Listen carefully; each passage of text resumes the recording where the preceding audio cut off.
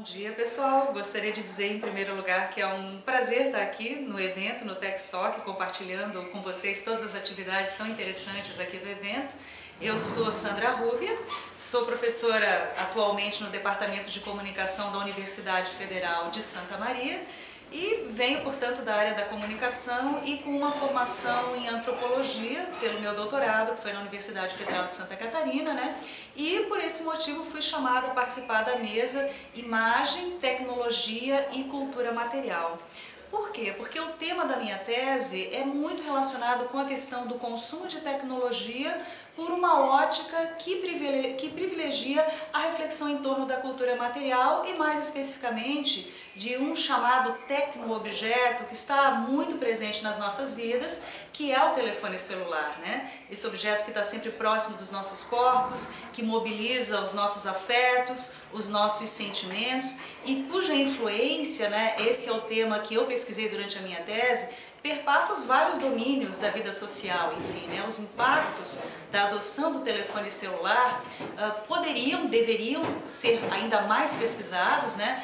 Tendo em vista que nós temos atualmente, já passamos aqui a marca de 7 bilhões de habitantes no planeta Terra e temos quase também 7 bilhões de celulares no mundo, né? Então as estatísticas elas são muito impressionantes, são 6,8 bilhões de telefones celulares, os dados mais atualizados, né, que foram lançados recentemente, e só essa estatística já justifica a importância de se estudar o telefone celular por uma ótica do social, por uma ótica sociológica, antropológica, que interessa bastante aqui também ao evento, né?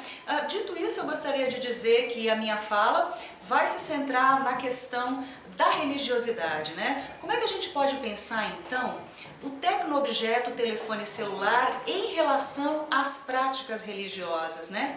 E a religião no mundo globalizado é um terreno especialmente fértil para se pensar a questão da tecnologia. Como é que atuam essas interseções entre todo esse universo tecnológico, que é o universo da rapidez, da velocidade, da mobilidade, com a questão das práticas religiosas, que são marcadas, por um lado, por uma certa ancestralidade, pelo dogma, mas que, por outro lado, também se deixam influenciar, se deixam permear pela adoção dessas tecnologias, né? Então eu venho especificamente refletir sobre a questão dos telefones celulares, sua influência nas práticas religiosas, né? E os meus dados que eu vou falar a respeito dos quais na mesa dizem respeito ao trabalho de campo que eu realizei na cidade de Florianópolis, em um bairro de camadas populares durante 2 anos.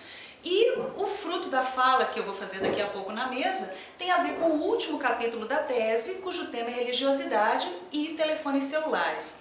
Mais especificamente, eu pesquisei 2 grupos religiosos distintos e que têm uma influência bastante grande na comunidade que eu pesquisei, que são os evangélicos e os umbandistas, né? Esse bairro de camadas populares que eu pesquisei não é tão grande, são em torno de 2, 3 mil pessoas que habitam nesse bairro de camadas populares, né? Favela, entre muitas aspas, né? Nós antropólogos temos problemas, enfim, com essa denominação e colocamos entre muitas aspas, né?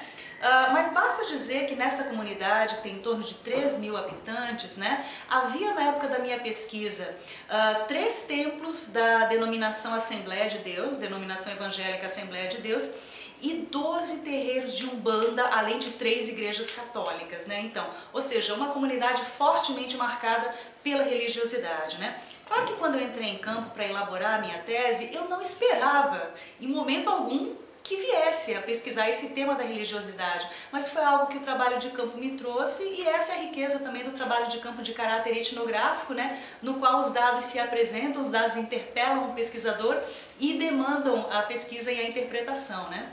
Então, os capítulos da tese têm a ver com os domínios do econômico, do social, das relações entre gênero, da apresentação de si, e na última parte da minha pesquisa de campo eu fui confrontada com essa questão da religiosidade, né.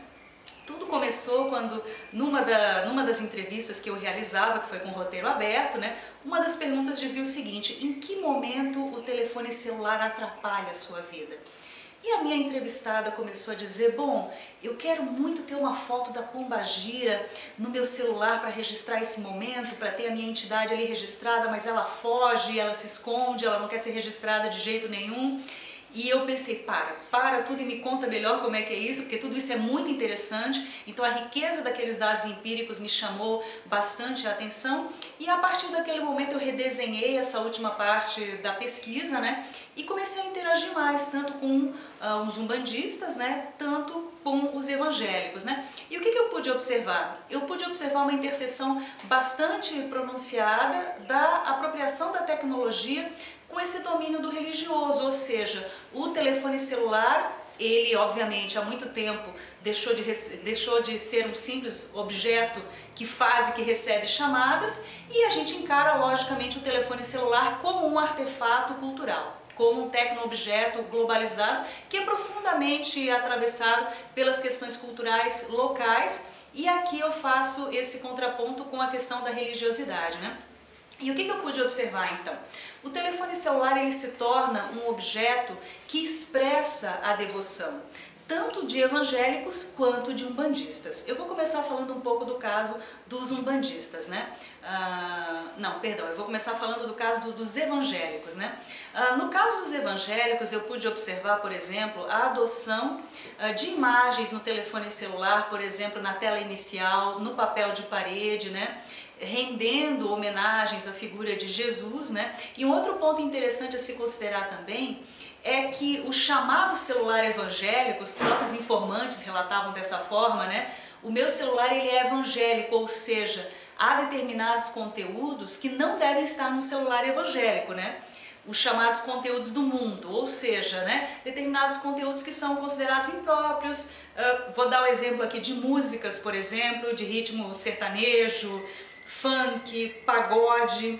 Então o telefone celular de um evangélico deve ser um telefone celular que tenha conteúdos que são considerados apropriados à religião, né? Então, especificamente no campo da música, são os hinos religiosos, os louvores, né?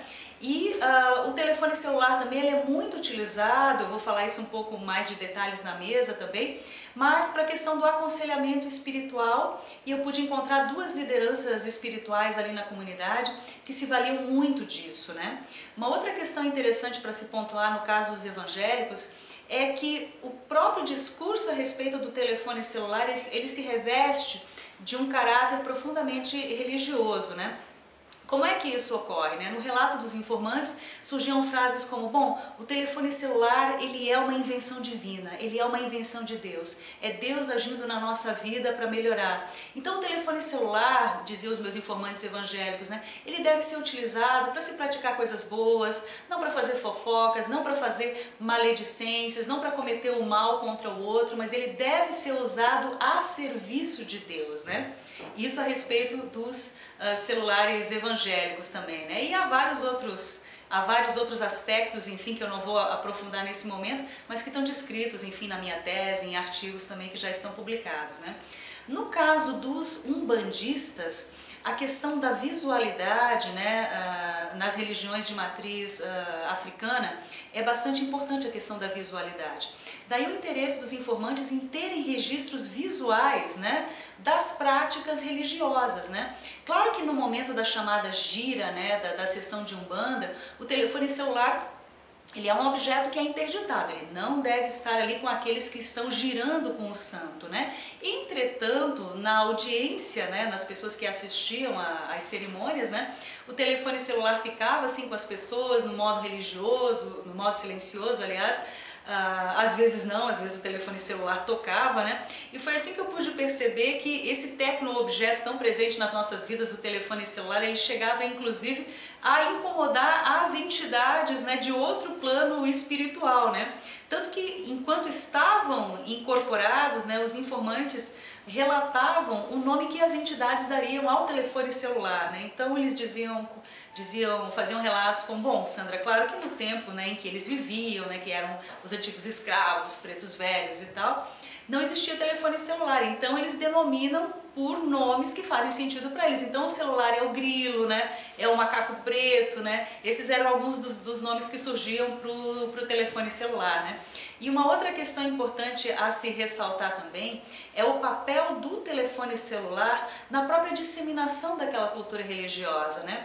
Por exemplo, há os jovens que participam, né, das giras, das sessões de Umbanda, que são os chamados ogãs, que são os jovens que tocam atabaque, e eles são responsáveis por manter o ritmo, né, da sessão de Umbanda, né? E durante a minha época de pesquisa, eu pude observar que vários deles utilizavam o telefone celular pela função Bluetooth, né? Claro aqui que a gente está falando de uma época em que a internet não era tão disseminada. A minha pesquisa de campo foi realizada nos anos de 2008 e de 2009.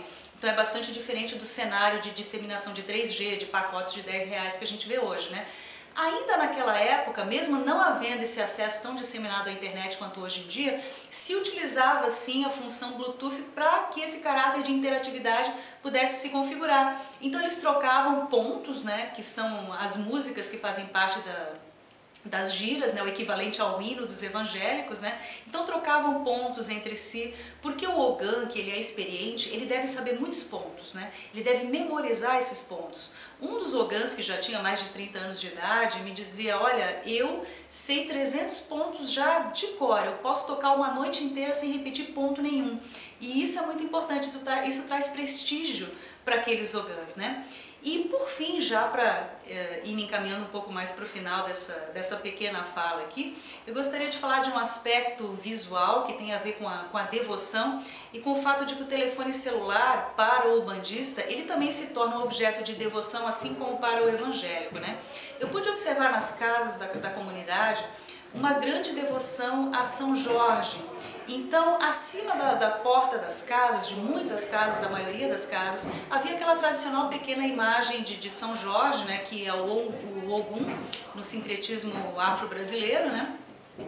Então essa imagem, né, que curiosamente estava presente nas casas, que trazia proteção, ela aparecia também em tatuagens na pele, ela aparecia em camisetas, né, que eram muito populares na comunidade. E curiosamente eu pude observar também o hábito, né, que os umbandistas daquela comunidade tinham de fotografar com o telefone celular a imagem de São Jorge nos quadrinhos nas casas e ter essa imagem como um papel de parede também, ou seja, com esse efeito, o telefone celular ele se tornava um telefone celular de São Jorge, um celular de Ogum, por assim dizer, né? E isso era considerado não só um aspecto de devoção, de demonstração da devoção, mas também como proteção. Me diziam que era muito bom, né? Os informantes consideravam que era muito bom ter aquela imagem que funcionava como uma proteção, né? Essa questão de se proteger através do uso daquela imagem, né? Bom, então esses são alguns dos aspectos que eu observei na minha pesquisa. Então esses relatos de casos etnográficos que eu trago aqui, eles dão conta dessa profunda interseção, né, entre a cultura, entre a tecnologia, né, e a cultura material, no caso do telefone celular, né, e como essa prática, essas diferentes práticas culturais, né, que ocorrem a partir da religiosidade, transforma esse tecno-objeto, que é o telefone celular, num artefato que é profundamente atravessado pela cultura, né? Bom, muito obrigada pela oportunidade e um ótimo evento a todos.